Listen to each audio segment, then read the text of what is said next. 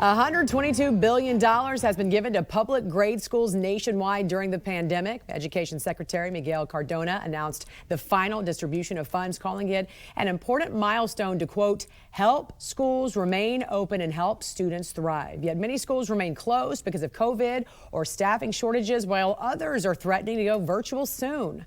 Joining us now, Michael Musante of the Center for Education Reform. Michael, good morning and welcome to the National Desk. Good morning, Jan. Thanks for having me. In a recent New York Times article, a writer pointed out, quote, that they try to minimize the spread of COVID, a worthy goal absent other factors. Rather than minimizing the damage that COVID does to society, they have accepted more harm to children in exchange for less harm to adults, often without acknowledging the dilemma or assessing which decisions lead to less overall harm. So, Michael, we know there's been learning loss, emotional issues, social isolation. Tell us how students are being negatively impacted by going remote. Is it worth the outcome? It isn't worth the outcome, Jan, to be quite honest. It's been proven that children should be back in school in person and learning. And all of those reasons that you just mentioned are the core reasons for getting them back in school and in person. And a lot of parents scrambling right now to accommodate schools going virtual as well. And a lot of parents want kids in the classroom because they remember what it was like, when they were virtual for so long. And we saw so many issues, mental health issues from children during that time. What are you hearing now from teachers regarding the transition to remote learning?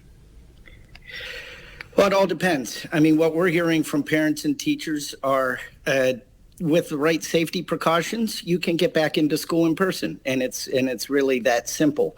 I think there are some special interest groups in different cities around the country that want to buck what's been said by the administration, what's been said by the mental health experts. Before there was listen to the science, and now we're not listening to the science, and the science is clearly saying these children can be back in school. You can have fantastic in-person learning. You can have phenomenal virtual, full curriculum, virtual or blended learning programs. But what a lot of these teachers are getting frustrated with are these remote learning things that have been cobbled together at the last second just to sort of satisfy parent demand. And the children get on a Zoom call, they zone out, and that's not learning.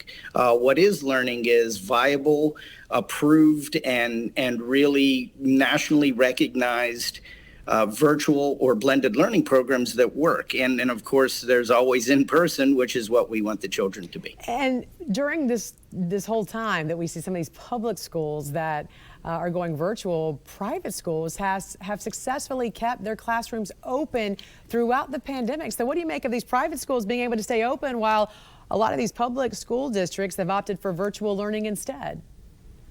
Well, Jan, it's very interesting, and it's not just private schools, it's also public charter schools that have been able to stay open. And if you look across the country in the first wave of COVID, while there were some quick shutdowns at the beginning, most of your parochial Catholic schools were open. Boston's Archdiocese was open. Chicago's parochial Catholic schools stayed open. Washington, D.C.'s went virtual for a short time and then opened back up. There were lots of charter schools across the country. Here in Washington, D.C., Friendship Public Charter School and Academica in Florida, they saw what was coming. They got machines out to their children, and then as soon as they could get back into the classroom, they did, and they did safely. And so it's not a heavy lift. It's not impossible, and this is where children need to be, back in the classroom learning. And I'm so glad you mentioned Chicago, because we just saw that standoff between the Chicago Teachers Union and the mayor and the school district that left students outside of the classroom for a bunch of days. What do you think the future is of teachers' unions? Should we expect to see changes considering the way things have played out over the past few years? I think the only thing that you will see in the way of changes in unions is parent power. And if parents start to get angry, which they have, and start to elect politicians who are going to enact policies and legislation, as well as the critical goal of allowing a parent to choose the best educational option for their child or children, and then more importantly, have the tax dollars follow that child, I think that's when you'll truly start to see what's been going on with Governor DeSantis' election in Florida, as well as what just happened in Virginia with the election of Governor Youngkin.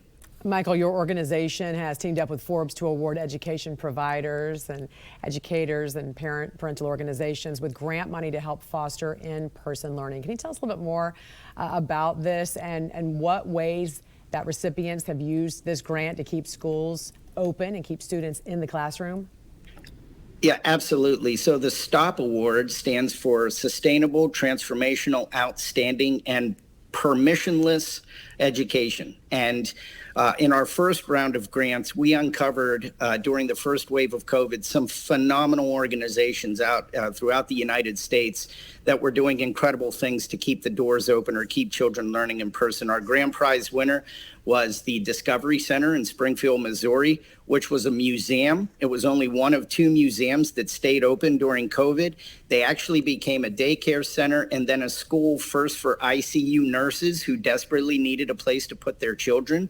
And so they're going to expand and continue to serve in-person learning. We just learned yesterday that the traditional schools in Springfield, Missouri are going to close. And so the Discovery Center is there and it's open, and it was a museum and now it's a school. Wow. And it's just, organizations like that are doing phenomenal things. And then in Chicago, we've given out so far nearly $2.1 million. We're on our way to transferring or rescuing nearly 2,000 children out of the Chicago public schools and into schools that have stepped up and said, we will take these children because we are open and we want to teach them and give them a better educational opportunity. Michael Musante, great work you guys are doing there. Thanks for joining us this morning. We appreciate it.